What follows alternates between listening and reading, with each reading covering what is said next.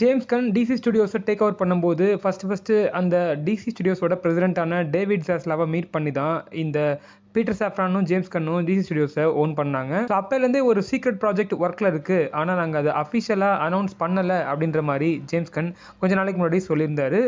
ஆனால் நாங்கள் அதை அனௌன்ஸ் பண்ணாததுக்கு ஒரு ரீசன் என்ன அப்படின்னா, ரைவல் ஸ்டுடியோவான மார்வல் ஸ்டுடியோஸ் ஈஸியாக அந்த ஐடியாவை ரிப் ஆஃப் பண்ணிடுவாங்க, அதுதான் முக்கியமான காரணம் அப்படின்ற மாதிரி சொல்லியிருந்தாரு. ஸோ ரீசெண்டாக கொடுத்த இன்டர்வியூவில் ஜேம்ஸ் கன் என்ன சொல்லியிருக்காரு அப்படின்னா, அந்த சீக்ரெட் டிசி ப்ராஜெக்டோட ரைட்டர் அண்ட் டைரக்டரை நான் மீட் பண்ணியிருக்கேன் அப்படின்ற மாதிரியும் சொல்லியிருக்காரு. ஸோ அவங்க பிச் பண்ண ஐடியாஸ், நான் டேவிட் சாஸ்லாவ் கிட்ட அந்த ப்ராஜெக்டை பற்றி பிச் பண்ண ஐடியாஸ் எல்லாமே வந்து நல்லா இருந்துச்சு, அவங்களுக்கு பிடிச்சிருந்துச்சுன்ற மாதிரியும் சொன்னார். ஸோ அதுக்கு அந்த மீட்டிங்கில் இருந்தவங்க என்ன கேட்டிருக்காங்க அப்படின்னா, அந்த மூவியில் எவ்வளவு விஎஃப்எக்ஸ் நீங்கள் யூட்டிலைஸ் பண்ண போகிறீங்க, எவ்வளவுக்கு அது செலவு பண்ண போகிறீங்க, எத்தனை விஎஃப்எக்ஸ் கேரக்டர்ஸ் இந்த மூவியில் வர போகிறாங்க, எத்தனை சூப்பர் ஹீரோஸ் வர போகிறாங்கன்ற மாதிரி கேள்வி கேட்டிருக்காங்க. ஜேம்ஸ் கன் எதையும் ரிவீல் பண்ணக்கூடாது அப்படின்றதுக்காக நழுவுற மாதிரி ஒரு பதில் சொல்லிட்டாரு.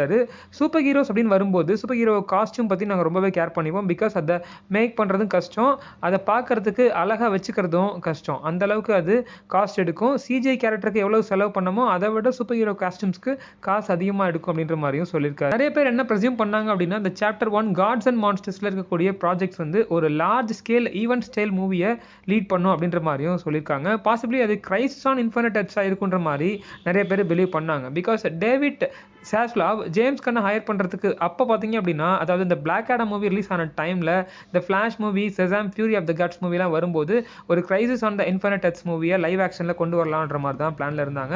ஸோ ஃபேன்ஸும் அதை தான் பிலீவ் பண்ணுறாங்க. ஒருவேளை அப்படி அந்த மூவியை கொண்டு வந்தாங்க அப்படின்னா, ஸோ அது ஓல்டு ஃப்ரான்ச்சைஸான டிசிஇயூ அண்ட் சிடபிள்யூ ஏரோவர்ஸ் கேரக்டர்ஸ்க்கெல்லாம் ஒரு பர்ஃபெக்ட் சென்ட் ஆஃபாக இருக்கும். பிகாஸ் அந்த ஃப்ரான்ச்சைஸில் வந்த எந்த கேரக்டர்ஸுக்குமே சென்ட் ஆஃப் கரெக்டாக கொடுக்கல.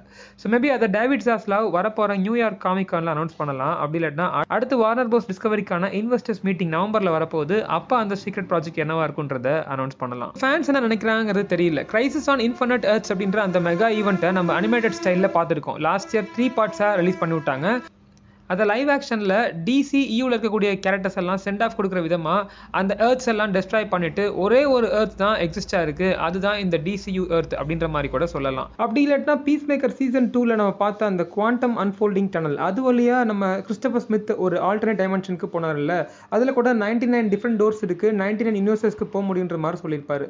அந்த 99 யூனிவர்சஸில் ஒன்று தான் நம்ம ஜாக் ஸ்னைடரோட யூனிவர்ஸ், இன்னொன்று தான் சிடபிள்யூ ஏரோவர்ஸ். அந்த டிஃப்ரெண்ட் யூனிவர்சஸ்க்கு நடுவில் ஒரு இன்கர்ஷன்ஸ் ஏற்பட்டு ஒரு கிரைசிஸ் ஏற்பட்டு அதில் பல ரியாலிட்டிஸ் டிஸ்ட்ராய் ஆகி மிச்சம் மீதி இருக்க ஒரே யூனிவர்ஸ் நம்ம டிசியூ தான், அதாவது நம்ம ஜேம்ஸ் கன்னோட கரண்ட் டிசி யூனிவர்ஸ் தான் அப்படின்ற மாதிரி நம்ம ஃபேன்ஸ்க்கு புரிய வைக்கலாம்.